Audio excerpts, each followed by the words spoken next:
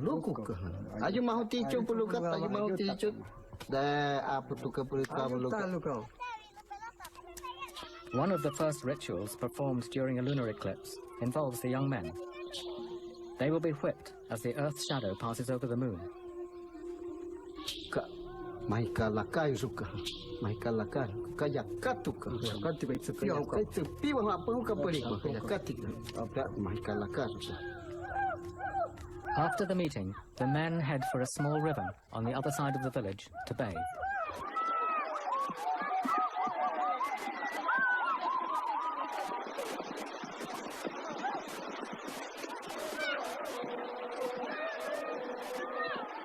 Before the leaders inform the young men that they will later be whipped, they must be sure that the eclipse really will take place. Traditionally, it's the shaman who predicts an eclipse, and the shaman has more than one way of knowing.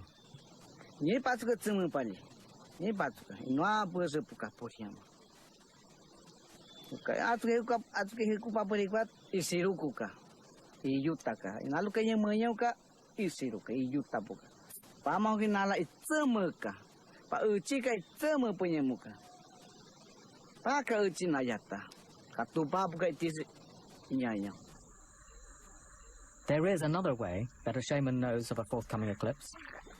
Animal behavior is affected by the moon. Though an untrained ear might not notice these subtleties, it's the skill of a medicine man to be aware of these natural signs. The name of the village shaman who predicted the eclipse is Aira. He fears the eclipse. The moon is a powerful creation spirit that will menstruate and even drip blood on the earth.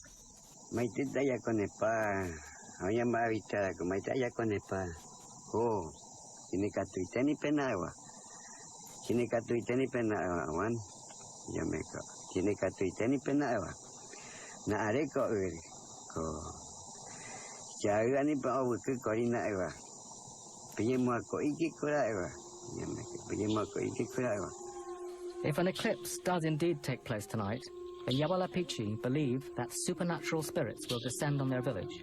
The spirits might bring illness, even death.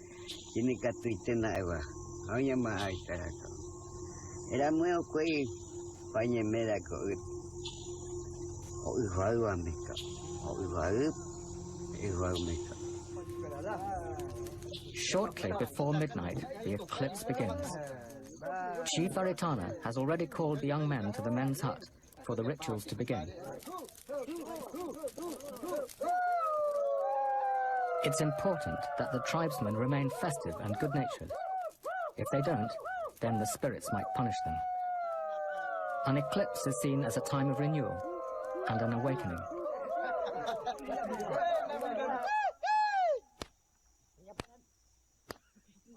As part of this awakening, they begin beating young men in front of the invisible spirits.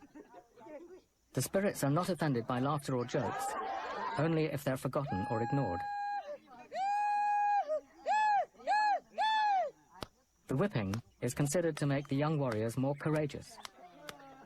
They rid themselves of old fears by running off into the dark.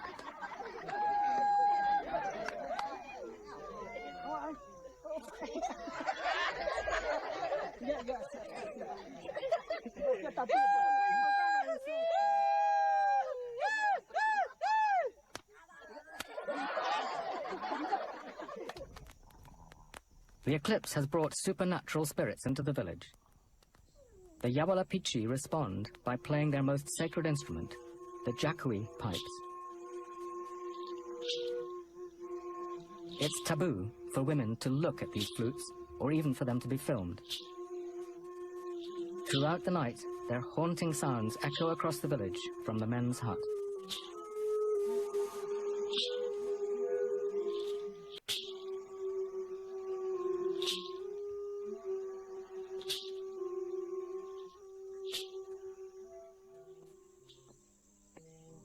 It's the first morning after the eclipse, and the cycle of ceremonies continues. A group of musicians awaken the village with their flutes.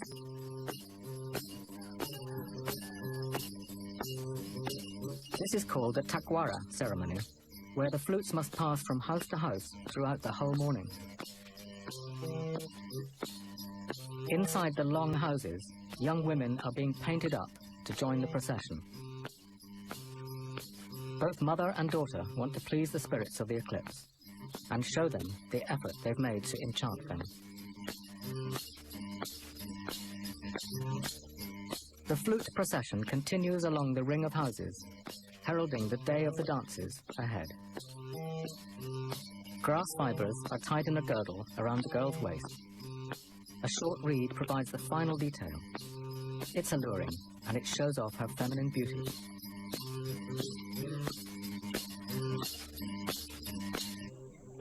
As the flute procession grows, the musicians pick up the adorned women as they move from one house to the next.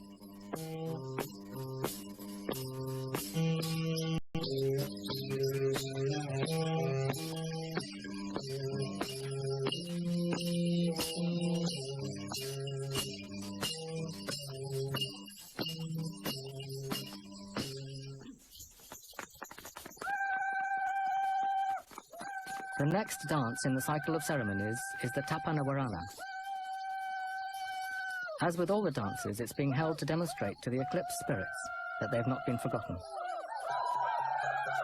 This is, in fact, a rehearsal, since the Yabalapichi practice all their dances, often for many days at a time. By late afternoon, it's in full swing. The drummer and singer keep time, which the dancers follow with their steps.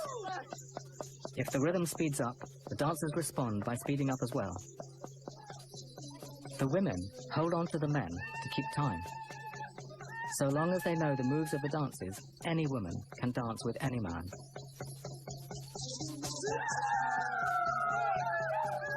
The whole dance tells a mythical story about spirits of the water world. The movements of the dance, especially the swinging of arms, symbolized fish swimming in water.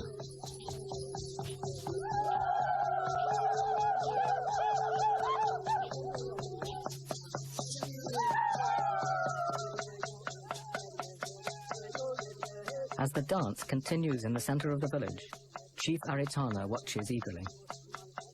Close by is the shaman Aira, ever watchful.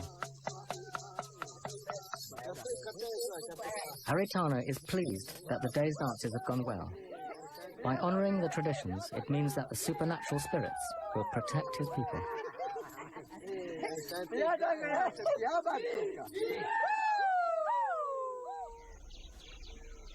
Dawn, on the second day after the eclipse.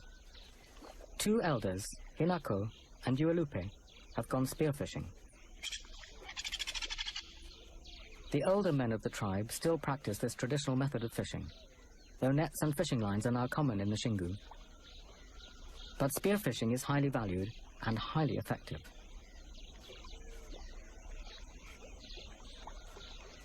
The arrows used for spearfishing have two prongs, giving the fisherman a better chance of hitting the slippery fish than a single point. The hunter must not only be able to spot the fish through the water's glare, but aim through the surface, which distorts the true position of the fish.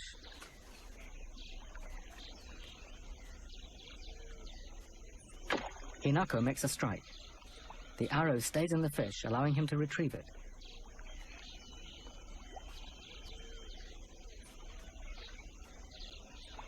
It's a perfect shot, but if he doesn't make sure the fish is dead, it might wriggle out of the canoe.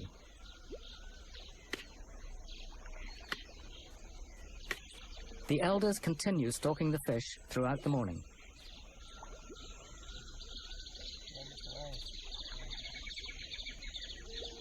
Yabalapichi fishermen know their environment intimately, especially where the fish hide at different times of day and in different seasons.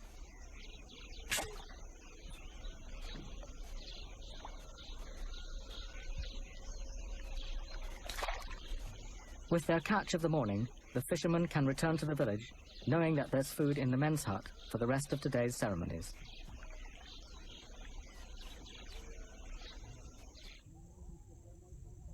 In the center of the village, Chumin, the champion wrestler, waits by the men's hut for the other young men to join him. They've arranged to practice hooka-hooka wrestling in preparation for a contest that will take place during the next eclipse ceremony. The young men are nervous. Wrestling matches are lively events where their skills will be on show for everyone to see. Training takes place on the sacred ground in front of the men's hut. Wrestling in the Xingu is known as hooka hooka, after the taunting sounds the opponents make.